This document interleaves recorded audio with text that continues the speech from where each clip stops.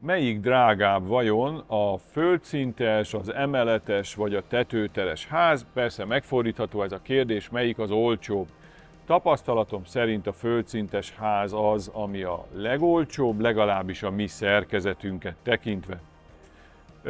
Az emeletes és a tetőteres háznál minden esetben vannak olyan plusz megjelenő négyzetméterek az alaprajzban, ami egész egyszerűen semmi másra nem szolgál, mint a közlekedésre. Tehát például egy közlekedő, amivel eljutok a lépcsőig, maga a lépcső is négyzetmétereket foglal, majd az emeleten vagy a tetőtérben a lépcsőtől elvezető közlekedő is bizony helyet foglal, és hát ezeket a négyzetmétereket is természetesen ki kell fizetni, hiszen ezek körül is tartószerkezetek állnak.